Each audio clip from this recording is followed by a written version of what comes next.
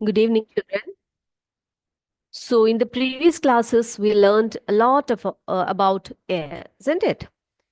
Let's have a quick recap, and after that, we will have a very small topic, a very general topic on greenhouse effect and global warming, and then we will wind up this chapter. After that, we will do the comprehensive questions, right? Okay. ना what we learn in this chapter, हमने क्या क्या पढ़ा है इस chapter में बेटा। सबसे पहले हमने ये पढ़ा कि एयर जो है it is found everywhere. We can not see air but we can feel it, right. Then we learn air in motion is called wind. Air occupies space. Air is present in water and soil. And air is a mixture of nitrogen, oxygen, carbon dioxide, water vapor, and a few other gases. And some dust particles also are present in the air. Now, then what we learned, oxygen supports burning and it is necessary for all living organisms. We studied it in detail, isn't it? The envelope of air that surrounds the earth is known as the atmosphere, and atmosphere is very, very essential for the life on the earth. And then we learned how the aquatic animals, the amphibians, the land animals, they use oxygen for respiration. Their mode of respiration is different. And then we also learned how the plants and animals depend on each other for exchange of oxygen and carbon dioxide. And also we learned about the air pollution, right? Air pollution के बारे में भी हमने पढ़ा.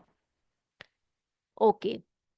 Now, there's a very small but very important topic when we are talking about the air. We learned about the air pollution, right? हमने air pollution के बारे में बात किया. तो हम एक और बात करते हैं, एक और छोटा सा टर्म है, उसकी भी बात कर लेते हैं, जिसका नाम है, जिसको हम कहते हैं green house effect. Green house effect, जिसे हिंदी में हम हरित ग्रह प्रभाव कहते हैं. ना व्हाट इज दिस, इसे क्या कहते हैं, इसको क्या बोला जा सकता है? ये जो ग्रीन हाउस इफेक्ट होता है, it is a very natural process. Okay, ये हमारे भूमि का एक बहुत ही नेचुरल प्रोसेस होता है. इसमें क्या होता है? In this process the earth surface gets warm. Okay, जो अर्थ का जो सर्फेस होता है वो क्या हो जाता है? वो गर्म हो जाता है. और इससे क्या होता है? ये कौन से कुछ ऐसे गैसेस होते हैं हमारे एटमॉस्फेयर में, जो क्या करते हैं, अर्थ में आने वाले सन के जो रेडिएशंस होते हैं, सन का जो हीट है, उसको क्या कर लेते हैं ये लोग? एब्जॉर्ब कर लेते हैं. ओके, तो ऐसे कौन से गैसेस होते हैं जो इस तरह से हीट को एब्जॉर्ब करते हैं और अर्थ को वार्म बनाते हैं? देखें हम लोग, तो इनको हम बोलते हैं ग्रीन हाउस गैसेस. क्या बोलेंगे हम उनको? Green house gases. Okay, now which are these green house gases? ये कौन से गैसेस हैं जो ग्रीन हाउस गैसेस के नाम से जानते हैं? देखते हैं. पहला हम बोलेंगे कार्बन डाइऑक्साइड.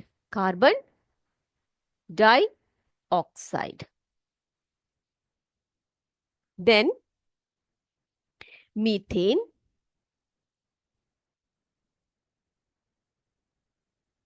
मीथेन.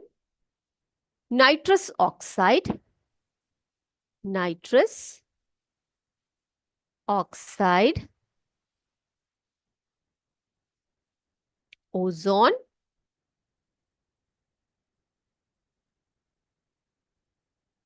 और इस तरह के जो गैसेस होते हैं, ये जो इंपॉर्टेंट जो गैसेस ये जो है, जैसे carbon dioxide, methane, nitrous oxide, ozone etcetera, these gases are known as green house gases. क्या बोलते हैं बेटा हम उसको? ग्रीन हाउस गैसेस कहते हैं. अब ये क्या करते हैं ये green house gases? They absorb the sun's radiation और सन्स एनर्जी. क्या करते हैं ये? These gases absorbs sun's radiation or sun's energy. Okay, sun की जो एनर्जी है उसको क्या करते हैं ये लोग, एब्जॉर्ब कर लेते हैं, और उसको क्या नहीं करने देते, अर्थ के एटमॉस्फेयर में उसको ट्रैप करके रखते हैं। क्या करते हैं ये, traps in the earth's atmosphere. Earth के एटमॉस्फेयर में जब ये गैसेस ट्रैप हो जाती हैं तो क्या हो जाता है बेटा, ये अर्थ को वार्म बनाती है। क्या बनाती है, अर्थ को वार्म कर देती है, यानी कि भूमि को ये गर्म रखती है। नहीं तो क्या होगा, कुछ जैसे प्लैनेट्स होते हैं उनकी तरह भूमि भी क्या हो जाएगा, क्या हो जाएगा, बिल्कुल ठंडा हो जाएगा, और यहाँ पर जो है क्या नहीं होगा, कोई भी जीव जंतु, कोई भी लिविंग ऑर्गेनिजम्स नहीं रह सकते। तो हमारे जो टेम्परेचर को, हमारी भूमि के, हमारे एटमॉस्फेयर में जो टेम्परेचर है उसको मेंटेन करने में ये जो गैसेस है इनका बहुत बड़ा रोल है। So we can say that green house effect is a natural process that occurs when some of the Earth's energy that reaches the Earth's atmosphere is absorbed by some gases. We call them as greenhouse gases, okay, like carbon dioxide, methane, nitrous oxide, ozone, etc. तो ऐसे करने पर क्या होता है, हमारा जो भूमि है वो कौन से इफेक्ट में आ जाता है, ग्रीन हाउस इफेक्ट में, यानी कि हमारा भूमि जो है वार्म रहता है। तो बच्चों अब मैं क्या करूंगी, इसको जरा शो करके दिखाती हूँ एक सिमुलेशन के थ्रू कि किस तरह से हमारे अर्थ का जो एटमॉस्फेयर है वो इन गैसेस को ट्रैप करता है and how it keeps our atmosphere warm, right. Okay, let's see. Okay, here अब आप देखो बेटा, यहां पर आप देख सकते हो, हियर यू कैन सी, ये अर्थ को दिखाया गया है, here the clouds are there, okay. Now अब हम क्या करेंगे, you can see the thermometer here, surface thermometer, यहाँ पर टेम्परेचर को, इसको क्या किया गया है, मेजर करने के लिए है, राइट। अब हम क्या करने वाले हैं, अब देखते हैं सन की एनर्जी को, देखते हैं, let's start sunlight. Now children you can observe when sun rises, sun's energy comes into the earth, है ना, अर्थ के एटमॉस्फेयर में सन की एनर्जी आती है, जिसमें आप ये येलो कलर में जो देख रहे हो ये सनलाइट है, यानी कि विजिबल लाइट है सन का। और ये जो रेड कलर में जो आपको दिखाई दे रहा है, इट इज द इंफ्रारेड रे, ओके। इंफ्रारेड रेज ये रेड कलर में आपको दिखाई दे रहा है। अब इंफ्रारेड रेज जो होते हैं वो बहुत गर्म होते हैं, गर्म होते हैं। और उसी तरह से जो विजिबल लाइट है, विजिबल लाइट के कारण ही एवरीथिंग, आपको जो जो भी चीजें आप भूमि पर देखते हो विजिबल होता है ना। ओके, जब सन नहीं होता तो विजिबल रेज नहीं होते, इंफ्रारेड रेज भी एब्सेंट होते हैं, ओके। नाउ जब ये एंटर करते हैं भूमि पर तो क्या होता है, there are some gases called green house gases, okay. And these gases, as I told you, the gases are carbon dioxide, methane, nitrous oxide, etcetera. These gases traps the rays from the sun, okay. जो sun से जो raise आ रही होते हैं इनको trap कर लेते हैं। अब ट्रैप कर लेते हैं तो क्या हो जाता है, भूमि जो है, भूमि का जो एटमॉस्फेयर, अर्थ का जो एटमॉस्फेयर है वो वार्म हो जाता है, ओके। अब सोचो आप, अर्थ का जो एटमॉस्फेयर है अगर वो वार्म नहीं होता तो हम लोग यहाँ पर ठंड से मर जाते हैं ना, it will be cold planet.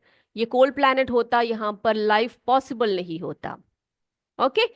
Yes, हाँ बेटा, बच्चे ने पूछा है कि मैम अगर ये जो गैसेस है ये बढ़ जाते हैं तो क्या होता है, अगर ये गैसेस, आपने कहा कि ये जो गैसेस है, ये ग्रीन हाउस गैसेस ये ट्रैप करते हैं सन के रेज को, अगर ये बढ़ जाएंगे तो क्या होगा, ये हार्मफुल नहीं होगा क्या, ये ऑफ कोर्स ये हार्मफुल होगा बेटा, क्योंकि आई एम सॉरी, क्या होगा कि जो ग्रीन हाउस इफेक्ट है ये अगर बढ़ता है, यानी कि ग्रीन हाउस गैसेस जो है इनका कॉन्सेंट्रेशन बढ़ता है, यहां पर आप देखो ग्रीन हाउस गैसेस का कॉन्सेंट्रेशन अगर हम बढ़ा देते हैं इस तरह से, देखो यहां पर बढ़ गया।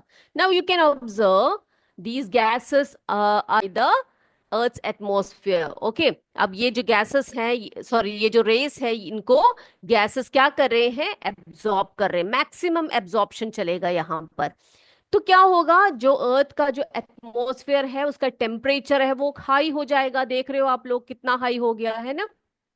तो इस तरह से हाई होने पर क्या होगा, टेम्परेचर हाई होने पर क्या होगा, yes, condition occurs which is known as global warming, जिसे हम क्या कहते हैं, ग्लोबल वार्मिंग। और ये आज हमारे सामने बहुत बड़ा मुश्किल खड़ा कर रहा है। ओके, तो ग्लोबल वार्मिंग से क्या हो रहा है बेटा, हमारे भूमि का टेम्परेचर दिन बर दिन बढ़ता जा रहा है। ओके, तो ये बात क्लियर हो गई सबको। तो ये जो कॉन्सेप्ट था ग्रीन हाउस इफेक्ट का, ये आपको क्लियर हो गया होगा। और जो बच्चे ने क्वेश्चन पूछा था कि मैम अगर ये जो ग्रीन हाउस गैसेस जो है अगर ये इंक्रीज हो गए, ये इंक्रीज हो गए हमारे भूमि पर, तो क्या होगा। इंक्रीज होने का कारण क्या है, पोल्यूशन है ना। तो पोल्यूशन के कारण ये सब गैसेस अगर ज्यादा मात्रा में हो गए, इससे क्या होगा, इससे एक ऐसा कंडीशन आता है जिसे हम ग्लोबल वार्मिंग कहते हैं। ओके, इसको हम क्या कहते हैं बेटा, इसको हम ग्लोबल वार्मिंग कहते हैं। ओके, तो इतनी बातें क्लियर हो गई सबको। तो ये तो था हमारे इस चैप्टर का लास्ट पोर्शन, यानी कि लास्ट टॉपिक था ये। और ये एक जनरल टॉपिक है, ये बहुत इंपॉर्टेंट टॉपिक भी है साथ में। तो आई होप ये क्लियर हो गया है आपको। तो अभी हम क्या करने वाले हैं, अभी हम क्वेश्चन आंसर्स करेंगे। तो क्वेश्चन आंसर्स करने के लिए सभी बच्चे तैयार हो जाइए। आप सबके लिए क्वेश्चंस यहाँ पर रेडी है। Okay, just a second. तो हमारा फर्स्ट क्वेश्चन क्या है बेटा, देखते हैं। हमारा फर्स्ट क्वेश्चन जो है वो है, what is the composition of air. Air का कॉम्पोजिशन क्या है, यानी कि एयर में क्या क्या होता है। तो हमने बहुत अच्छी तरह से इसको पढ़ा हुआ है। क्या पढ़ा है हमने, air comprises water, sorry water vapour, oxygen, nitrogen, carbon dioxide, dust and smoke. और हमने एक एक जो इसके जो कॉम्पोजिशंस है, यानी कि एक एक जो चीजें हैं इनमें, ये सब हमने पढ़ा हुआ है। वाटर वेपर क्या है, ऑक्सीजन का रोल क्या है, नाइट्रोजन का रोल क्या है, कितना इसका कॉम्पोजिशन है, कार्बन डाइऑक्साइड का रोल, डस्ट एंड स्मोक से क्या क्या होता है, ये सब हम लोग पढ़ चुके हैं। तो ऐसा एक क्वेश्चन आपके पास आता है, what is the composition of air. So you have to write the answer like air comprises water vapor, oxygen, nitrogen, carbon dioxide, dust and smoke. Okay. Next one, question number 2. Which gas in the atmosphere is responsible for respiration? यानी कि atmosphere में कौन सा एक जो gas होता है जो रेस्पिरेशन के लिए एसेंशियल होता है, रेस्पिरेशन के लिए बहुत बहुत लाभदायक होता है।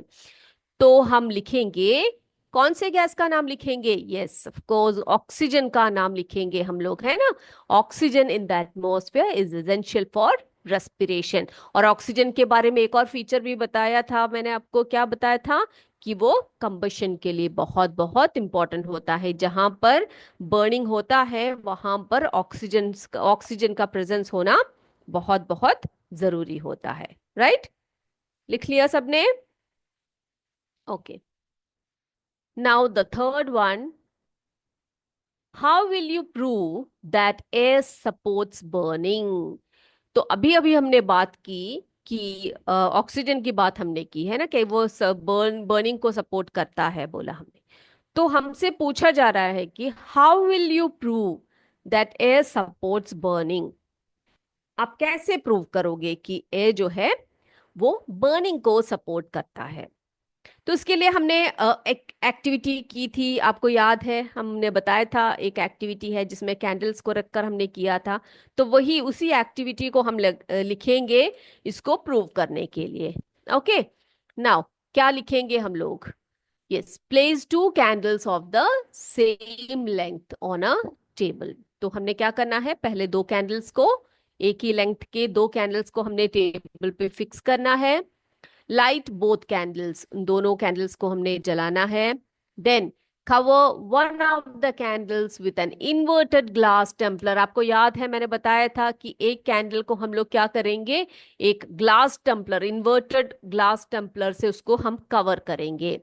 Then we can observe that the candle covered with the glass tumbler क्या होगा, got yes extinguish after some times. कुछ समय के बाद हम देखेंगे जिस ग्लास टेम्पलर को, जिस कैंडल को हमने ग्लास टेम्पलर से कवर किया है वो बुझ गया है। Whereas the other candle continued burning, और दूसरा जो है वो क्या करेगा, वो बर्न करेगा, है ना।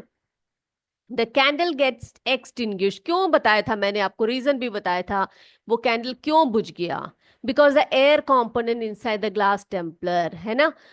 एक एक टाइप का जो ग्लास टेम्पलर के अंदर जो गैस था वो, और दूसरा एक जो क्या कर रहा था, बर्निंग को सपोर्ट कर रहा था, और एक क्या कर रहा था जो बर्निंग को सपोर्ट नहीं करता, वो गैस भी आपको याद होगी, है ना। And which supports burning is limited, यानी कि वो जो गैस जो ग्लास टेम्पलर के अंदर थी वो क्या था, वो इस बर्निंग को सपोर्ट करने में लिमिटेड था। Most of the component is used by the burning candle, है ना, यानी कि जो जल रहा था जो कैंडल, वो ज्यादातर उस कंपोनेंट को उसने यूज किया हुआ था। However the other candle is getting a continuous supply of air, वो दूसरा वाला जो था वो बुझा नहीं, वो जलता जा रहा था, उसको कंटिन्यूअसली क्या मिल रहा था, एयर मिल रहा था। और एयर का वो जो component, the component of air which supports burning, जो बर्निंग को सपोर्ट कर रहा था या सपोर्ट करता है, इज नॉन एज ऑक्सीजन। तो वो भी आप इसमें लिख लीजिए। ये प्रूफ करते समय, इसको करते समय आप क्या करेंगे, इसको भी साथ में, इस पॉइंट को भी आप जोड़ेंगे। तो इस आंसर को आप जल्दी से लिख लीजिए बेटा। ये क्वेश्चन है आपका, क्या है, how will you prove that air supports burning. तो लिखिए, place two candles of the same length on a table, light both candles, cover one of the candles with an inverted glass tumbler. We can observe that the candle covered with the glass tumbler got extinguished after some time, whereas the other candle continued burning.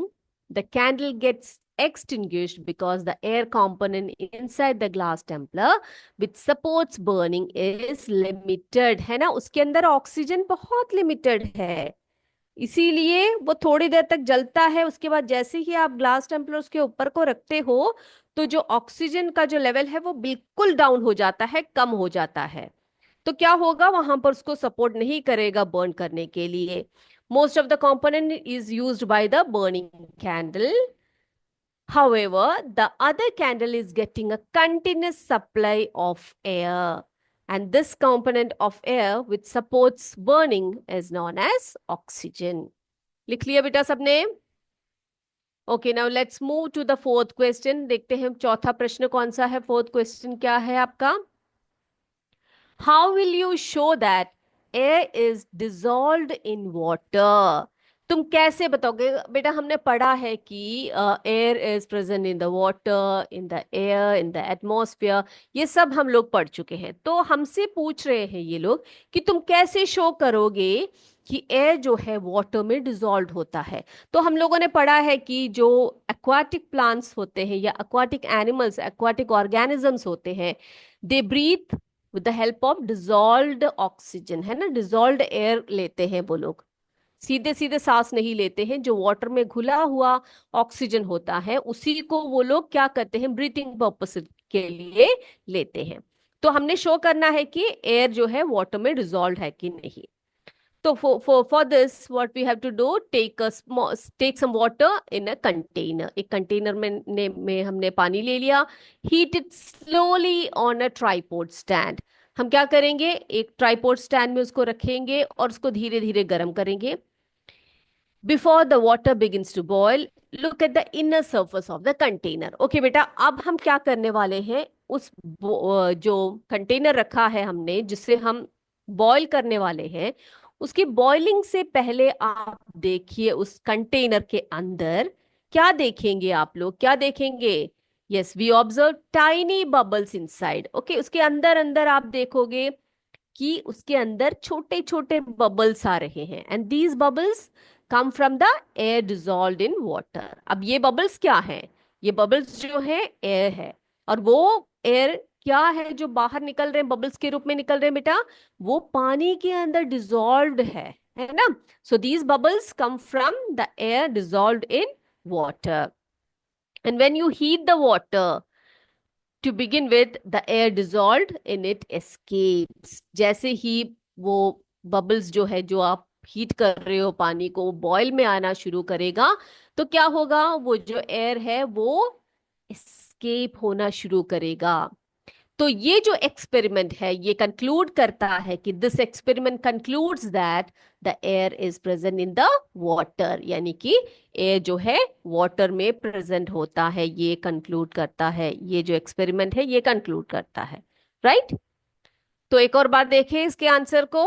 जिन बच्चों ने लिखा नहीं है लिख लीजिए जल्दी से। How will you show that air is dissolved in water?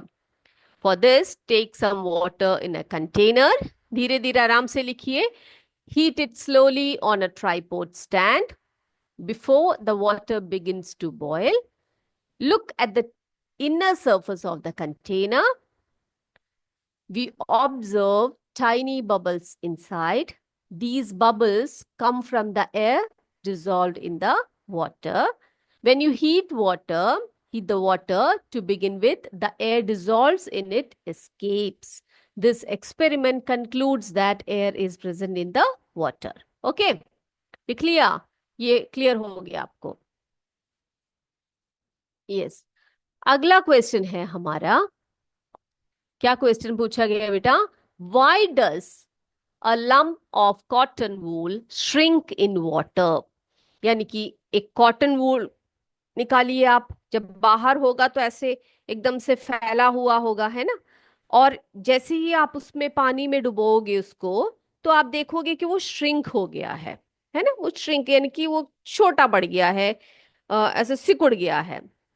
तो इसका रीजन क्या है? तो वो पूछा गया है, why does a lump of cotton wool shrink in water?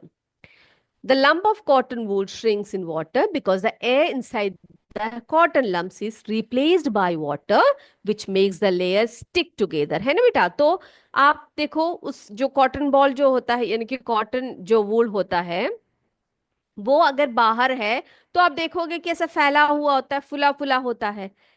Okay, तो उसके अंदर क्या होता है? एयर होता है। अब क्या होगा? इस एयर को हम क्या करेंगे, सॉरी, इस कॉटन वूल को हम पानी में डिप करेंगे तो क्या होगा? वो जो जहां पर एयर है उसके अंदर, उसकी जगह पर क्या रिप्लेस होगा? It is replaced by water, which makes the layer stick together. है तो जितने भी लेयर्स हैं उसमें, वो सारे एक साथ चिपक जाएंगे। जब एक साथ चिपक जाएंगे, क्या होगा? वो श्रिंक हो जाएगा, है ना? तो इसीलिए हम क्या लिखेंगे इसके आंसर को? क्वेश्चन क्या है हमारा? Y does a lump of cotton wool shrink in water? तो आंसर लिखेंगे, the lump of cotton wool shrinks in water because the air inside the cotton lumps is replaced by water, which makes the layer stick together। Okay? अब बेटा जो layer है अर्थ का, बहुत ही आसान question है ये। The layer of air around the earth is known as, क्या बोलते हैं हम उसको? उस लेयर को क्या बोलते हैं जहां पर जो है एयर होता है? भूमि का वो भाग जहां पर एयर होता है, वो लेयर, उसको क्या बोलते हैं बेटा? हम उसे एटमॉस्फेयर बोलते हैं। क्या बोलते हैं? The layer of air around the earth is known as atmosphere. Okay, clear हो गया ये? ओके बच्चे, अगला देखिए।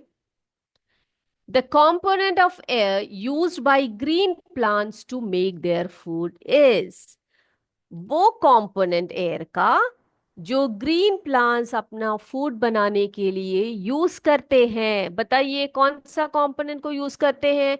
हमें पता है बहुत सारे कंपोनेंट्स होते हैं एयर में, उसमें से कौन सा कंपोनेंट जो है ग्रीन प्लांट्स यूज करते हैं? उस प्रोसेस को क्या बोलते हैं बेटा? आपको याद है उस प्रोसेस को क्या बोलते हैं हम लोग? यस, फोटोसिंथेसिस बोलते हैं, है ना। तो फोटोसिंथेसिस के टाइम पर वो कौन से एयर का यूज करते हैं? Yes, very good. कौन से एयर का? The component of air used by green plants to make their food is carbon dioxide. Carbon dioxide का यूज करते हैं। साथ साथ क्या यूज करते हैं कार्बन डाइऑक्साइड के साथ वो लोग फोटोसिंथेसिस में? वाटर का यूज करते हैं। फिर और क्या यूज करते हैं बेटा? हाँ, सनलाइट। सनलाइट बहुत इंपॉर्टेंट है ना। तो सनलाइट जो है एनर्जी का सोर्स होता है। तो सनलाइट के साथ वाटर, कार्बन डाइऑक्साइड, इन सब के हेल्प से क्या बनाते हैं green plant? The green plants make और prepare their own food and this process is known as carbon dioxide. तो हमसे पूछा गया है ये क्वेश्चन कि the component of air used by green plants to make their food is, उसे हम कार्बन डाइऑक्साइड कहेंगे। ओके, अगला है list 5 activities that are responsible due to the presence of air. ऐसे 5 पॉसिबल एक्टिविटीज आपने बताने हैं जो एयर के प्रेजेंस में पॉसिबल होता है। ओके, किसके प्रेजेंस में? यानी कि एयर के बिना वो पॉसिबल नहीं हो सकता। तो हमने क्या लिखना है? 5 ऐसे एक्टिविटीज के नाम लिखने हैं या ऐसे प्रोसेसेस के नाम लिखने हैं जिसमें एयर का प्रेजेंस होना बहुत इंपॉर्टेंट होता है। So write down the answer. The 5 activities that are possible due to air are as follows. कौन कौन सा लिखेंगे? पहला तो हम यही लिखेंगे, फोटोसिंथेसिस, है ना। फोटोसिंथेसिस बहुत बहुत जरूरी होता है। तो इसमें क्या जरूरी होता है? एयर की आवश्यकता पड़ती है ना।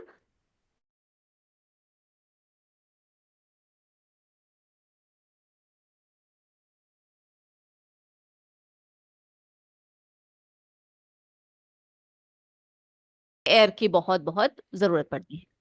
Next one is respiration. Now what is respiration? ये भी बताया था। रेस्पिरेशन यानी कि जो इनहेलेशन और एक्सहेलेशन के बारे में बात की थी हमने। We inhale oxygen and exhale out carbon dioxide. तो उसमें भी 2 टाइप के एयर की जरूरत पड़ी है ना। कौन कौन से कंपोनेंट्स की जरूरत पड़ी? ऑक्सीजन की भी, है ना। और जो फोटोसिंथेसिस है उसमें किसकी जरूरत पड़ी? कार्बन डाइऑक्साइड की जरूरत पड़ी। तो इसमें भी एयर की आवश्यकता होती है। Then transpiration. ट्रांसपिरेशन जो प्लांट्स में होता है, आपको पता है जो प्लांट्स के जो लीव्स होते हैं उनमें टाइनी पोर्स होते हैं। उन टाइनी पोर्स में से क्या होता है? गैशियस एक्सचेंज भी होता है। साथ साथ में क्या होता है? वाटर ड्रॉपलेट्स भी अंदर आते हैं और बाहर को जाते हैं, है ना। बाहर को कैसे जाते हैं? वो ये जो टाइनी पोर्स होते हैं जिसे हम स्टोमेटा कहते हैं, इसके थ्रू बाहर को एस्केप होते हैं। And then winnowing process. Winnowing process आपको पता है क्या है? हम लोगों ने पढ़ा था, है ना। सेपरेशन ऑफ सब्सटेंसेस में पढ़ा था कि विनोइंग प्रोसेस क्या है, जिसमें कि हमने पढ़ा है कि एयर की हेल्प से जो हस्क होती है, जो ग्रेन्स में जो हस्क होते हैं उनको रिमूव किया जाता है। And that process is known as winnowing, है ना। ये भी पढ़ लिया था हमने। Next one, how do plants and animals help each other in exchange of gases in the atmosphere? तो इसमें क्या, कैसे वो हेल्प करते हैं गैसेस के एक्सचेंज में एटमॉस्फेयर में हमारे बेटा? तो हम लिखेंगे during the process of respiration. ये बहुत डिटेल में हमने पढ़ा था। During the process of respiration animals and plants consume oxygen from the air and release carbon dioxide gas into the air, है ना। तो रेस्पिरेशन प्रोसेस एनिमल्स में ही नहीं प्लांट्स में भी होता है। तो इसके समय पर ऑक्सीजन को लिया जाता है और कार्बन डाइऑक्साइड को रिलीज किया जाता है एयर में। Besides, green plants also release oxygen gas by utilizing carbon dioxide during the process of photosynthesis, है ना बच्चे। तो photosynthesis के process में क्या किया जाता है? CO2 को बाहर निकाला जाता है। Hence, in this way, plants and animals keep or help each other in the exchange of gases in the atmosphere। तो इस प्रकार से क्या किया जाता है? एटमॉस्फेयर में ऑक्सीजन कार्बन डाइऑक्साइड का जो बैलेंस होता है वो बना रहता है। Is this clear? ये क्लियर हो गया बेटा? तो इसी के साथ हमारा ये जो चैप्टर है ये कंप्लीट हो गया है। अब हमारा ये लास्ट चैप्टर था। और अगली क्लास में हम क्या करेंगे, इसमें से कुछ एमसीक्यू क्वेश्चंस भी आपके लिए पूछेंगे और साथ साथ हम लोग रिवीजन भी स्टार्ट कर देंगे, आपके एग्जाम्स के लिए रिवीजन स्टार्ट करेंगे। ओके, तो इसी के साथ आज की क्लास को हम यहीं पर समाप्त करें। हम इसको वाइंड अप करते हैं। जय विद्या शक्ति, जय हिंद, जय भारत। धन्यवाद।